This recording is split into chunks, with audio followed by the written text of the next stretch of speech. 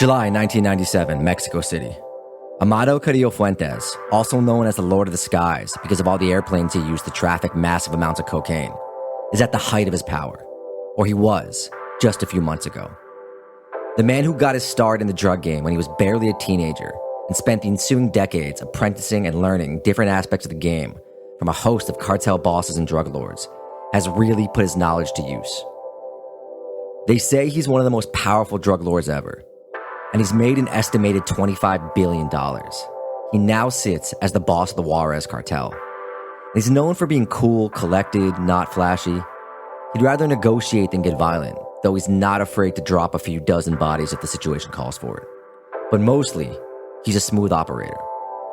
He knows how to bring powerful people together, knows how to work with them, knows who to threaten and who to pay.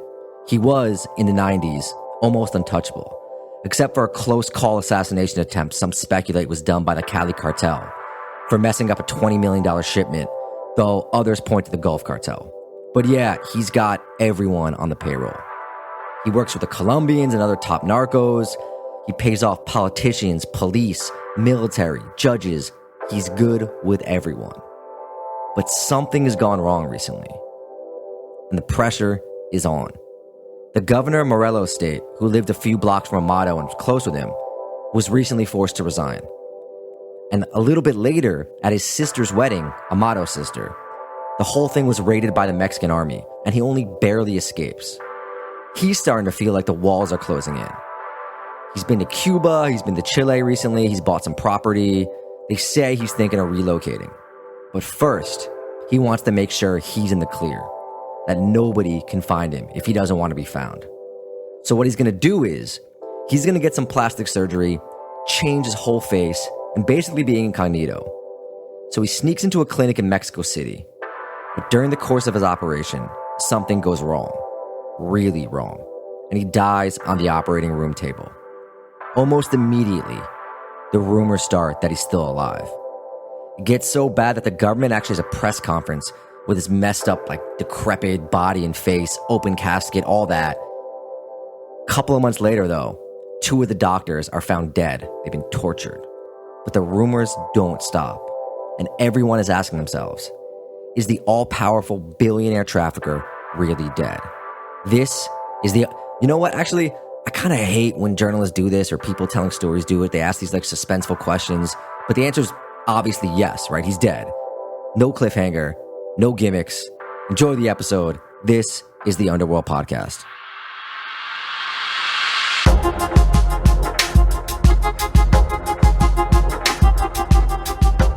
Welcome back to another episode of the Underworld Podcast.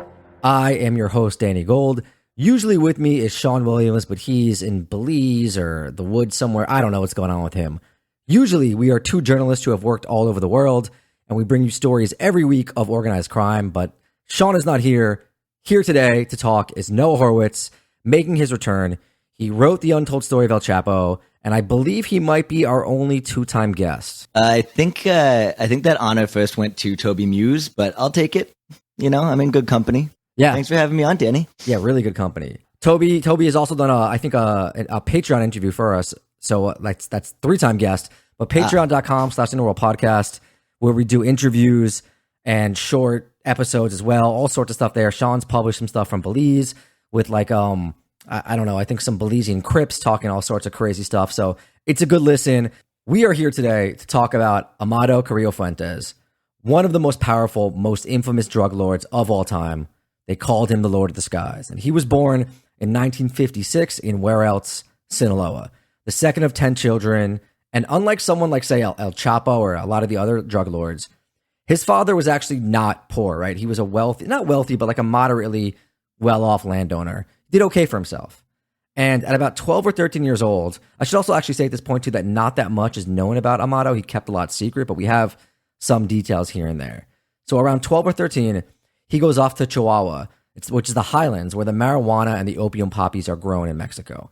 And he goes there to spend some time under the tutelage of his infamous uncle, Ernesto Don Neto Fonseca. Yeah, so like you said, Amado was born and raised in this tiny ranchito on the outskirts of the city of Navalato, which is like this dusty little agricultural town about an hour west of Culiacan, which is the capital of Sinaloa. Now, Sinaloa is this long, thin state in northwestern Mexico, and it's kind of divided into two major parts, right? To the west is the agricultural lowlands and coastal marshes along the Gulf of California, and that's where Amado grew up.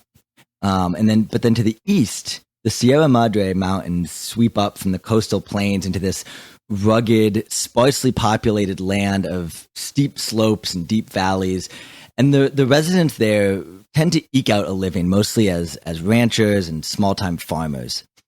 For most of the 20th century until the present day, the economy has revolved around two main cash crops, which are, of course, opium and marijuana, like you said. And along with the corners of two other neighboring states, Chihuahua and Durango, this area is known as the Golden Triangle, and it's home to nearly all of the most infamous drug lords, like you said, of the past 50 years. You know, El Chapo, Juan Jose Esparragosa Moreno, aka El Azul, the Beltran Leyva brothers. You know, all of these guys come from Sinaloa, most of them from the mountains. So it's kind of a cliche by now, but it's true that Sinaloa is, you know, like the cradle of the Mexican drug trade. The Mexican state is a remote presence there, and power has for more than a century lain in the hands of a rotating cast of local strongmen, you know, guys rich enough to buy local weed and opium and traffic it north while maintaining stability in the area through brute force and with this sort of uneasy, fickle, constantly renegotiated backing of local and federal authorities. I've spent a lot of time in Sinaloa. You know, when I was reporting on that book about El Chapo back in 2019, and I made repeated trips to Culiacan and into the mountains. And I got to tell you, I can see why the place like spawns such a tough crowd. You know, those mountains are the most remote place I've ever been, and in some areas are still controlled by these guys zooming around on ATVs with pistols in their waistbands, manning checkpoints with AKs and walkie-talkies. I mean, you know that crowd, right? You've been in places like that, Danny. Yeah, I think, you know, I've never been to Sinaloa, but it always has that reputation, right, of just being like a tough place, inhabited by tough people, sort of like, you know, outlaw banditry vibe. That's what I've always taken from the legend of Sinaloa. I mean, let me tell you, it's pretty accurate, and I feel like a lot of the portrayals of it tend to sort of turn that almost into a parody, and it's a lot more complex than that. But there's truth to it, and there are certain places where, you know, it really is run by these guys. So, anyways, you know, Amado, like El Chapo and the rest of them, he got his start there. But like you said, he had the good fortune to be the nephew of this guy, Don Neto Fonseca. Now, Don Neto was this big bruiser of a man. He was a longtime opium farmer and heroin trafficker who, by the 1970s and the early 80s, he had moved to Guadalajara and he had teamed up with two other big shots, this guy, Rafa Caro Quintero and Miguel Angel Felix Gallardo. With Rafa's weed-growing prowess and Felix Gallardo's political contacts in Guadalajara and Mexico City, they were pioneers of the modern Mexican drug trade, dividing up territory, collecting taxes from independent traffickers, and sicking their buddies in the federal police on anyone who went rogue. And when cocaine came into the mix, everything got magnified 100-fold. You know the story. Coke was barely a sideline for most of the 60s and 70s, but by the 1980s, demand in the U.S. had skyrocketed, and Felix Gallardo saw an opportunity. Why spend all this time, money, and manpower growing weed and opium when you can make 10 times the profit moving neat, tidy little bricks of cocaine, you know? So for a while, the Colombians were shipping it to Mexico themselves, but after a big bust up on the Texas border outside of Juarez, they saw the wisdom in letting the Mexicans handle their own loads. Before long, Amado was probably moving more than anyone. I'm talking fleets of planes landing every day, each holding hundreds of kilos of cocaine. I was talking to a retired DEA agent recently who was telling me that, you know, he would land like 7-8 planes at a time, all of them loaded with hundreds of kilos. So, you know, that kind of money, that changed everything, and it made a lot of people extremely rich. And it wasn't just the guy, you know, the Amado Carrillo Fuentes, the Don Netos, the guys moving it, you know. That money made its way to cops, to generals, to politicians, to businessmen, the political elite of Mexico, who all made sure that their guys kept the coke moving and the money coming. Yeah, I mean, let's go back a bit though to sort of like, how Amato sort of comes about, his sort of entire adolescence, and how he kind of rises up the ladder, right? There's this great Texas Monthly article from 1995. No, actually, you sent this to me, and it shows his rise, right? He starts at the bottom, loading and driving marijuana, learning from his uncle. And then he sort of goes through these stages where it's like he almost apprentices with an all-star cast of different drug lords, all with different skills. He links up first with the Herrera family, who had a serious history of heroin smuggling and were from Durango. There's a quote from the article. The Herreras were the last of a breed in Mexico, an exclusively family-run operation that controlled every single aspect of their trade, from planting marijuana and poppy seeds in the foothills of Los Herreras to distributing the product in Chicago. And he apparently befriends the Godfather's nephew, this guy Jaime Jr., who, quote, epitomized the new style of trafficker, the Concorde-flying, $1,000 boot-wearing, golden diamond ornamented internationalist. So this new breed that wasn't just like a Sinaloan cowboy, these guys who were slick and wore slick suits and had all the jewelry and all that sort of stuff. But after that, Amato somehow ends up working under Pablo Acosta Villarreal, who controlled a major smuggling corridor in northern Mexico along the border with Texas, and it's described back then as the most flamboyant trafficker in modern times. Amato's kind of like, Arya Stark, right, in Game of Thrones, where like every step of the way, she's just training with a different badass guy who's like a, killer of all sorts, and she just ends up picking up all their skills, and by the end, she's the most skilled of all. And Amato is like that with these guys, right? He ends up being this extremely powerful and ruthless drug lord, but he's learning from all these guys at a young age, and he's taking notes. And Noah will talk later about, he had a relationship with El Mayo and El Chapo as well, the Arellano Felix family, the Beltran Leyvas, like everyone in the Mexican drug game with a known name from those years, and the years before and the years after, he was involved with. And then also, don't forget, he was known for having relationships with the Colombians, all sorts of high-level politicians, top of the police force, top of the military. He was just a real Renaissance man. So at this point, what's happening is he's basically moving up that ladder, and he's learning the trade from various people.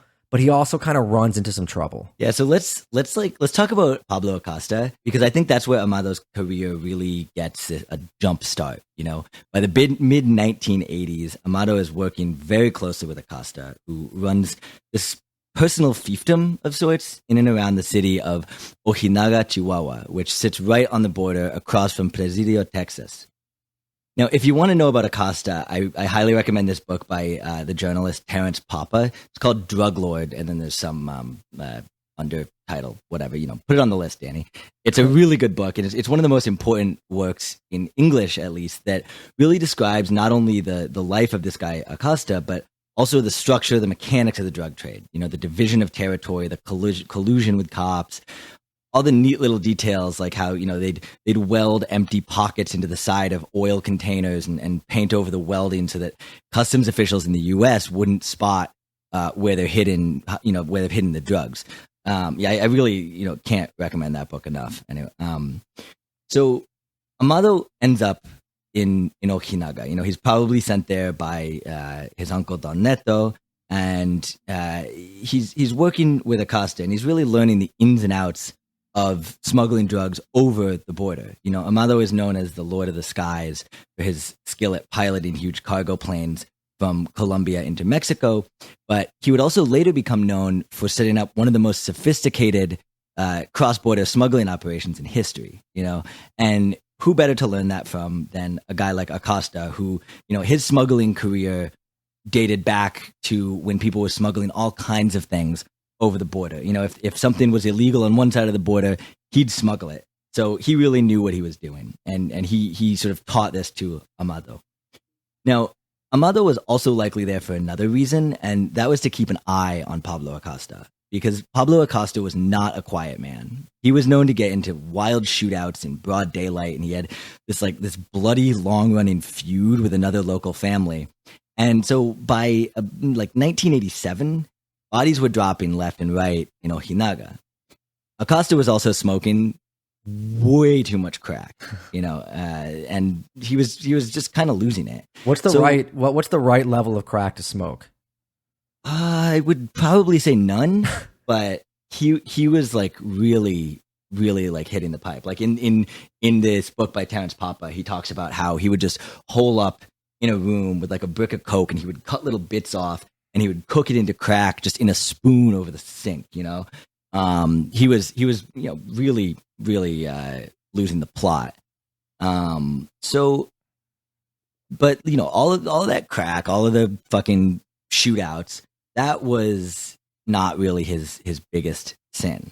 His biggest sin was in 87. He talked to the press. He actually gave an interview to Terrence Papa where he held forth on all sorts of things regarding his profession, which I don't have to tell you, you're not really supposed to do that if you're a high profile drug trafficker. So the way the modern drug trade was set up in Mexico, one guy like Acosta would be in charge of a swath of smuggling territory, which was known as a plaza, such as Ojinaga, and anyone smuggling drugs through there was either working for him or paying tribute to him. And he in turn kicked up a huge cut to the cops and politicians who allowed him to operate. Part of the deal was you can't raise a ruckus. You can't make those cops and politicians look bad. And Acosta, with his shootouts and his freebasing and his interview with Terrence Papa, he made everybody look bad. So finally, in April of 1987, a squad of federal police under the command of this infamously corrupt commander, they tracked him down in this tiny village called Santa Elena, which was right on the border, right on the banks of the Rio Grande River. And they cornered Acosta and they gunned him down, which worked out fine for Amado. There's been rumors over the year, and I recently heard this from a retired DEA agent who insisted that Amado had paid $1 million to that police commander to take out Acosta. It can't be proven, but it seems feasible to me, honestly. So by the time that went down, though, Amado had relocated. He wasn't in Ojinaga anymore. Unlike Acosta, he was a careful guy. He was really careful. Hardly anyone even knew what he looked like. But I'll get to that later. Around this time, 1987, 88, 89, the drug trade in Mexico was changing. The old network based in Guadalajara, the operation run by Felix Gallardo, Don Neto, Rafa Caro Quintero, had scattered under the intense pressure from Mexican and U.S. law enforcement, and all the underlings were sort of carving out their own territory. In Tijuana, the Arellano Felix family was in control. And El Chapo, meanwhile, took over the route from Sinaloa up to the border between Sonora and Arizona, mostly in this little town called Agua Prieta, which, as you may know, that's where he dug his famous tunnel later on. And Amado ended up in Juarez, working for this former federal police commander named Rafael Aguilar Guajardo. Yeah, and this is not the end that we're going to hear of him working with police commanders. And this is also when stuff just like shit really starts to happen, right? And the fighting and the violence are just increasing at a really high level. Yeah, so basically things were really going to shit in northwestern Mexico at this point. A war was breaking out between El Chapo's outfit and the Arellano Felix family. But even as violence was increasing and bodies were dropping, Amado was able to remain neutral for a very long time. People on both sides of this war were getting killed left and right in Tijuana and Sinaloa in 89, 90, 91, 92. But for most of that time, Amado was able to stay out of it. He wasn't a guy. He wasn't a guy that you messed with, I think. And he also didn't really. He wasn't quick to get involved. He wasn't hot-headed. So he even at times he tried to mediate between the warring parties. Because when he talked, people listened. So there was this one really intense episode that I describe in great detail in my book. So it's November 1992, and this war is going on between El Chapo and the Arellano Felix family, and this is like maybe like a few weeks after this infamous shootout in Puerto Vallarta at this discotheque where El Chapo tried to kill the Arellano Felix family. They got away, and it was a sort of low point in the war, and Amado decides, all right, I gotta try to fix this. So Amado flies to Tijuana, and he's gonna try to broker a truce between the two factions. And he brought with him this kid, Vicente Zambada, who was the teenage son of Ismael El Mayo Zambada. You may be familiar with him from more recent occurrences, but at the time, El Mayo was just, he was a Sinaloan trafficker, and he was closely allied with El Chapo and also very close with Amado, but he wasn't yet, like Amado, he wasn't yet involved in the war.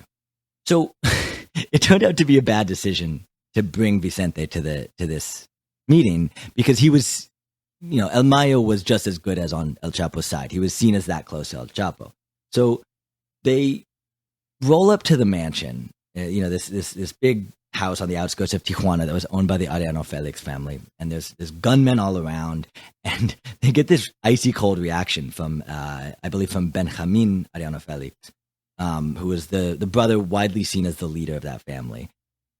So Benjamin, Vicente told this story later in court. Benjamin is snarling at the pair. He's like, "Why did you bring him? Why did you bring the son of El Chapo's compadre? Why is he here?" And the meeting only went downhill from there. By the end, Benjamin was raving, spitting out threats to murder not just El Chapo, but El Mayo too. He was saying, "You should have killed me at the discotheque. I'm coming for you now." Really dramatic shit. And so Amado managed to whisk young Vicente out of the mansion and onto a plane out of town. And by the time they landed, he decided he wasn't neutral anymore. He sided with El Chapo against the Arellano Felix family. And actually, just a brief aside there, Vicente later said, he went to see his father, and his dad was like, "What are you doing? You're supposed to be in high school, man." Yeah, I mean, we all skipped school back in the days, but few of us got involved in the most bloody narco wars of all time when we were doing it. But yeah, from my understanding too, Amato was always pretty under the radar. Yeah, he wasn't flashy. He preferred negotiation over violence, though he wasn't, scared of using violence when he had to. He was just a slick operator that was careful, meticulous, and he had everyone on the payroll. Everyone. A New York Times article in 1997 says, quote, "Carrillo's style," the investigators say, "has kept him a free man in addition to making him rich. He never carries guns or drugs. He has not spoken publicly about any of the allegations against him, and he has never served more than 8 months in jail. He has never been convicted of a crime." Yeah, and that really tracks with everything that I have heard about him from people who were either associates of his or were chasing after him. Even to this day, when I talk about Amado to Mexican organized crime experts or journalists or retired DEA agents who dedicated their lives to taking him down, everyone speaks with this sort of grudging respect. He was the real deal. He kept his head down, built an empire, kept the killing to a minimum, like you said, or at least he kept it quiet, right? Like any good drug trafficker, he did have enemies. So in 93, he barely escaped an attempted hit with his life. Remember how I said that no one really knew what he looked like? That's probably what saved him. He was eating dinner in a restaurant in a suburb south of Mexico City, him, his wife, and a couple of bodyguards, right? And these two gunmen stormed into the place, and they opened fire with automatic weapons. And they killed 2 of the bodyguards as Amado and his wife ducked behind a table. And then they turned their guns on this random poor schmuck who was running away. They dropped him, and apparently, thinking they'd gotten their man, they fled the scene. But Amado survived. And then by 1993, the boss of the Juarez Cartel, he gets gunned down, like everyone sort of, above Amato always tends to, and he takes over and becomes the head of it. Yeah, so that boss, Rafael Aguilar Guajardo, he was another guy that it was good to learn from. He was a former commander in the Federal Security Directorate, which was this secret police of the ruling party in Mexico that got its start in the 70s. It murdered dissidents. It would disappear leftist guerrillas. It had a death squad that killed students. But starting in the late 70s, early 80s, it got really involved in the drug trade because that's where the money was at, and these guys were just fucking criminals. So Aguilar Guajardo, the DFS was disbanded in '85. He sort of went into drug trafficking full time, and he ends up, as you say, running Juarez. And he was like I said, he was a great person to learn from if you want a certain skill set. With his contacts in federal law enforcement, he knew the ins and outs of the Mexican power structure that sits quietly atop the hierarchy of the drug trade. But eventually, he got in Amado's way as well. And in April of 93, Aguilar Guajardo was gunned down in the streets of Cancun. And Amado was finally in control of Juarez, or shortly after he consolidated control of Juarez. So I think I said a minute ago, Juarez is well, you have to understand, it's this massive port of entry into the U.S. There's a staggering number of cars, trucks, trains crossing back and forth every day, moving just billions of dollars in cargo. And in 1994, the amount of capital crossing the border exploded thanks to the implementation of the North American Free Trade Agreement, or NAFTA, which loosened tariffs and freed up the movement of goods across the borders of Mexico, the U.S., and Canada. And with more goods and fewer shipments being inspected on the border, of course, there's a lot more opportunity to move drugs. So by the time that happened, Amado had total control of the crossing there. Anyone moving drugs had to pay him. And he was kicking up so much money to the cops and military that he was untouchable. According to the journalist Chuck Bowden, it was considered suicide to even say his name in public. That's how many spies he had and how committed he was to keeping his name out of the public. There's this terrifying anecdote in that Texas Monthly piece that you mentioned, Danny, where these two strangers show up on the doorstep of a newspaper publisher in Juarez. And they're like, hey, we have come here on behalf, this is a quote from the book, we have come here on behalf of a friend. We would like to pay you a substantial sum of money every month. And in exchange, you will let him review every article you intend to publish about Amado Carrillo Fuentes. And the guy, of course, he says, no, he's honest, he can't do that. And so one stranger responds, well then, since you can't do that, let's try another arrangement. Either you will let our friend pay you a substantial sum of money every month, in exchange for which you will not publish anything about Amado Carrillo Fuentes, or you will be killed. And then they said goodbye and they left. That's it. And the publisher decided maybe it was time to sell the newspaper, so he did. Now, the author of that 1995 Texas Monthly piece, a reporter named Robert Draper, he spoke to some reporters in Juarez about that story, and they basically confirmed it. Here's a quote from one of the reporters in that piece. He said, here in Juarez, no one mentions his name in the press. Television, radio, newspapers, it's the same editorial policy. So you see how he was able to keep everyone so quiet. He didn't have to shoot his fucking guns in the air like, what's his name? Yosemite Sam. I was going to say Elmer Fudd, but it's Yosemite Sam. It's Yosemite Sam. Yeah. So he doesn't have to do that fucking cowboy shit. He commands this fear just by sending polite envoys. And by the way, I don't want to sound like I am impressed with this. The situation for Mexican journalists has only gotten so much worse in the years since this was happening, and it's just not something defies anything I can say here. It's just awful. So I don't want to sound like I'm impressed with the guy. He's a scumbag. There's no words to describe. He's not good. But I think there's a difference between something that's somewhat impressive and condoning it, right? No one's condoning it, but the way he operated compared to the other guys. We get it. They get it. I heard a note of admiration in my voice that I didn't like. So who he was a dream come true though for was that corrupt elite, the local power brokers, the folks in Mexico City alike, because he was really stuck. He stuck to this cardinal rule of not creating a scene, not bringing attention to himself. And so he was so good at what he did. He smuggled so many tons of coke that there was really no way he could escape notice for long. So before long, he was in the sights of U.S. law enforcement.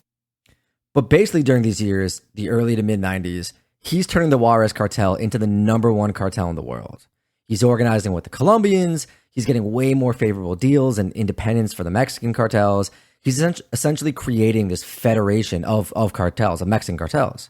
And we should also mention with the planes, I think we've talked about a few times, the reason they called him the Lord of the Skies was because as he moved up the chain from drug runner to drug lord, he went from flying these little Cessnas to having a number of big 747s and some French plane type that I can't pronounce, but he would just fill them with cocaine and land them just shy of the Texas border, where he would then figure out all these ingenious ways of bringing them into the U.S.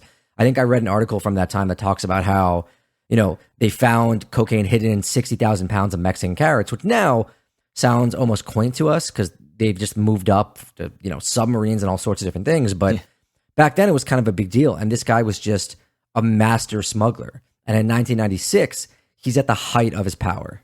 Yeah, he was really good at what he did. So by this time, like 1996, there were maybe half a dozen major drug trafficking networks operating throughout Mexico at this time. But ask anyone, and it was Amado who ran the show. He was far and away the biggest operation, and he had Juarez on lock. He teamed up with this gang of current and former cops who were known as La Línea, or the Line. And La Línea did his dirty work for him. They would kill anyone who disobeyed. They would kill anyone who failed to pay the tax, and they did it quietly, no fuss. They were sort of, I think, pioneers in disappearing people rather than shooting them in the street, and that trend only increased in Mexico over the years. He'd teamed up with this gang of current and former cops who were known as La Línea or the Line, and La Línea did his dirty work for him very enthusiastically. They would kill anyone who disobeyed. They would kill anyone who failed to pay the tax, and they did it quietly, no fuss. Oftentimes they would just make the body disappear. And just like it wasn't a good idea to say Amado's name too loudly, La Línea existed as a whisper, a group so efficient, so untouchable, that it was better just to pretend that you had never heard of them. So with them at his side in Juarez, with all the cocaine he's bringing in, with all the deals he's negotiated, he's kind of doing almost whatever he wants for like half a decade or so, just moving tons and tons of product, and everyone is getting paid. But then in late 1996, something switches, and the Mexican security forces who would let him do whatever he wanted, they actually start going after him. The army even raids his sister's wedding in Sinaloa, and he barely escapes from it. It's hard to know exactly what changed, why they actually started going after him. But if I had to hazard a guess, I would say that by 96, the pressure from the U.S. was really getting to the folks in Mexico City. There was this fusion center of different law enforcement agencies in El Paso who, their main target was Amado. Amado was really the center of attention for the agents who were right across the border. I've spoken to several of them, and they were, by 96, they were really, really gunning for Amado.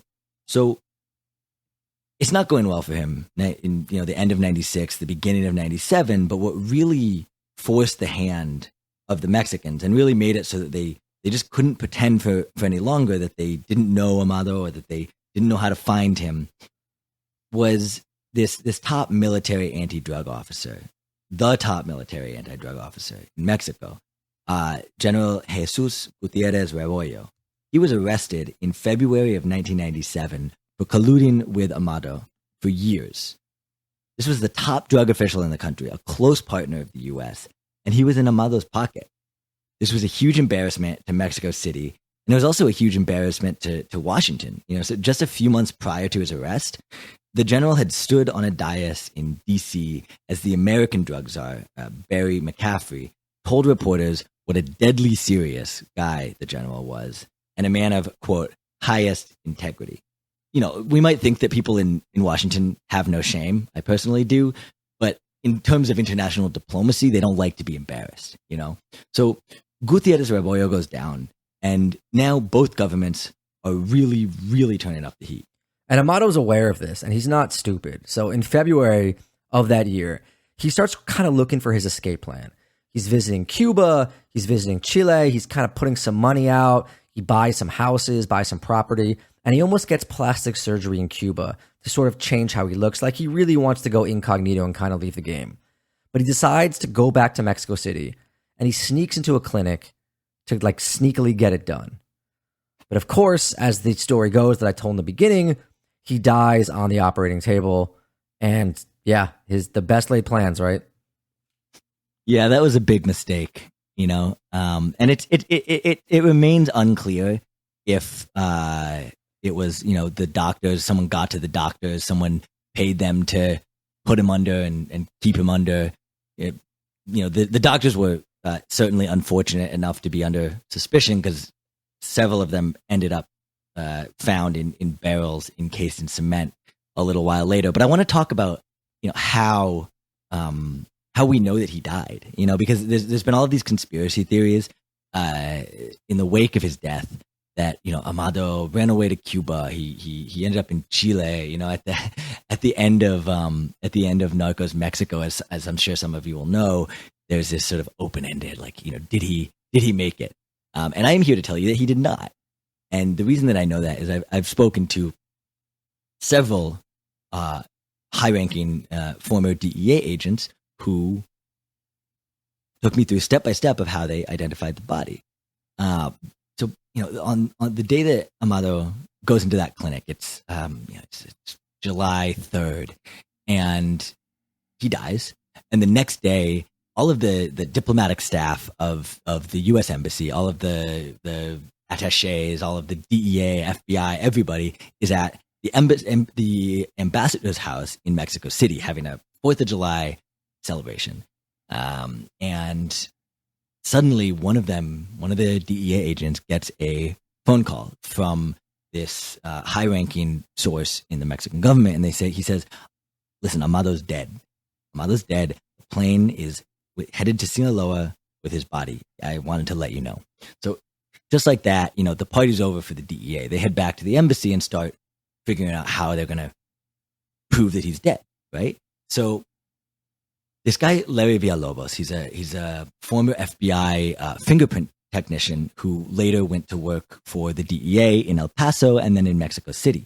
And he remembers that back in 1985, Amado had actually been picked up by either local police or border patrol near Presidio, Texas, right over the border from Ojinaga, where he was working with Pablo Acosta at the time. So they pick up Amado, they fingerprint him, and they deport him back to Mexico. That meant they had the fingerprints. He had this guy, Larry Villalobos, he had seen the fingerprints. So he calls El Paso. He gets the fingerprints sent to him. Meanwhile, in Sinaloa, agents of the Mexican government, either the Attorney General's office or the military, I can't remember which off the top of my head right now, they intercept the plane as it lands in Sinaloa. They take the body off the plane and they put it on another plane and they send it back to Mexico City. And pretty much they took the corpse's fingerprints and they compared them with the fingerprints of Amado in Presidio in 85, and they're a perfect match. And later I'm told that someone was able to do a DNA test to prove it, but the fingerprints proved it. This guy was dead. And I think part of the reason that there have been these conspiracy theories is just that he didn't really have that many options for successor. Amado's number 2 was his younger brother, this guy Vicente Carrillo Fuentes. And Vicente was just not the same as Amado. He didn't, he was built different. And he did a lot of coke. He partied. He was louder than Amado, and he didn't command the same amount of respect. And so I have a bit of a theory based on talking to people about this, that it was in the interest of Amado's family, of the organization, for people to think that Amado was still alive, because you're not going to talk back to Vicente. Well, you probably aren't going to talk back to Vicente anyway, but you're not going to talk back to Vicente if you think that Amado might be in Chile, ready to come back and get you, right? But he never came back. If he really did retire, he would be having a very quiet retirement. He never came back, and Juarez started to fall apart. Within a few months, there was much more open violence. There was a shooting in a restaurant. A few months later, there was a massacre, and it really the grim, violently enforced peace that Amado kept in Juarez started to break down, and it only continued to break down more and more as Vicente was unable to maintain the relationships that Amado was so skilled at maintaining. Amado was so close with El Mayo Zambada, but within a few years, El Chapo and El Mayo were at war with Vicente, because Vicente wasn't able to control his younger brother. El Chapo killed Vicente's younger brother, Rodolfo. Vicente killed El Chapo's brother, and it just, got worse and worse. And as we may know, then in 2007, President Felipe Calderon sort of sent in the Fed, sent in the military and the federal police to supposedly to enforce peace in Juarez, and it just exploded. Juarez descended into just the most hellish violence imaginable for the next 4 or 5 years. Thousands of people killed a year, and just 300,000 people left the city. It just a war zone, and the violence died down for a bit in the mid 2010s, but it's been ticking up again for the last few years. And so I'm not saying that Amado should have been allowed to remain in power. I'm certainly not saying that, because the peace enforced by by corruption and violence is not a real peace. But it was clear that no one else could really step into his shoes in Juarez, and the result of his death was just a general sort of decay and disorganization and devolving into this kind of violence that really never would have existed under his watch. There you go, Lord of the Skies. Thank you, Noah, so much for coming on. Please buy Noah's book so that I can be like, look, dude, you came on our show and people bought your book. It's great. And then he tells other people and they come on the show. They write scripts. I don't have to write scripts. Sean doesn't have to write scripts, and things just go easier for all of us. And hey, I would say too, please subscribe to the Patreon. I think I'm one of your earliest subscribers. That's true. Patreon.com/Underworld Podcast. I've been listening to all of the Patreon episodes. They really add a lot to the overall Underworld experience. So buy my book and sign up for the Patreon. Patreon.com/Underworld. Yeah, no, Patreon.com/The Underworld Podcast. /The Underworld Podcast. Sorry, they know. But thanks anyway, and thank you so much, Noah, for coming on. Danny, thanks so much for having me on. I it'll be great when Sean comes back. He's got a much more soothing voice than I do.